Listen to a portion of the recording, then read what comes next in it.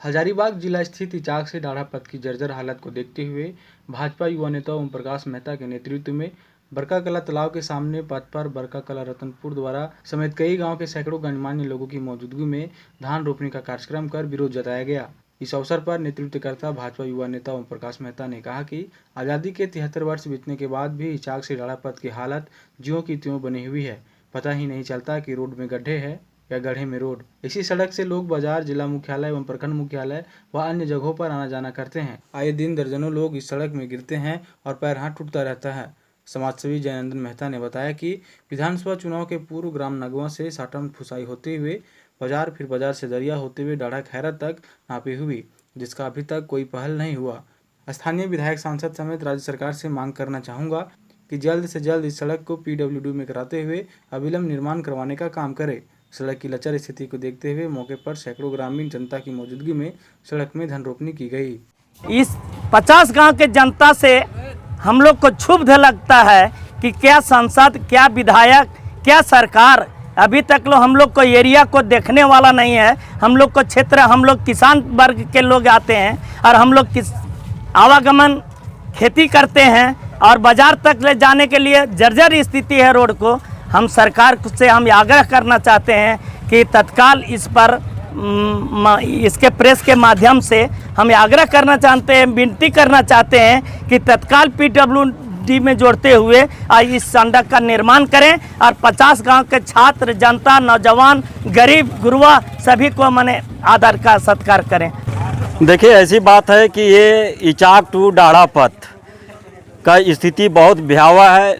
यहाँ रोड कहीं दिखता नहीं है, गड्ढा में तब्दील हो गया है। और ये हमको लगता है कि हम लोग जहाँ तक घूमते हैं पूरे झारखंड प्रदेश के स्तर पर, हमें नहीं लगता है कि इस तरह का रोड कहीं है।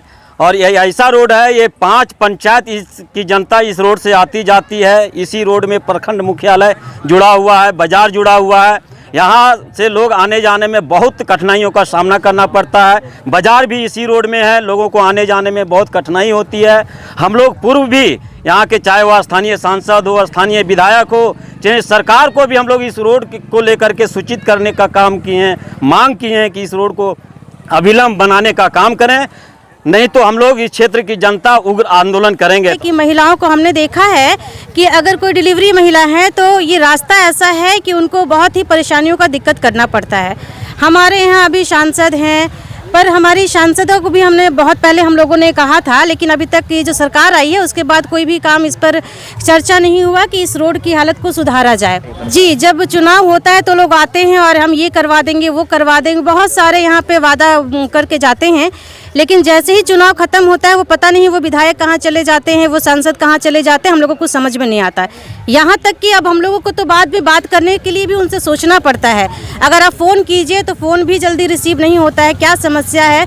अभी तो कोरोना को लेकर के लोग बहाना बना रहे हैं कि कोरोना है, लेकिन फिर भी हमारे देश में, हमारे गाँव में बहुत सारा ऐसा काम हो रहा है और जिसमें कि रोड जो होता है हम सभी जानते हैं कि प्राथमिकता है। को नहीं लगता है कि पूरे झारखंड में इससे खराब रास्ता और कहीं होगा। हम लोग लगभग 20 से 25 साल से, जब से बाबूलाल जी सांसद बने उस समय से हम लोग हल्ला सारे जनता निवेदन करते आ रहे हैं। जब जब चुनाव की पारी आती है, सांसद विधायक आते हैं, आश्वासन दे के जाते हैं। लगभग 50 गांव इस रास्ता से गुजरता है। इसी रास्ता से प्रखंड मुख्यालय है, इसी रास्ता से थाना है। और हम लोग जिस स्थिति में गुजरते हैं और हम लोग का बात सुनने वाला कोई नहीं है। मैं अपील करता हूँ सरकार से कि इस पर ध्यान देके रोड को बनवा।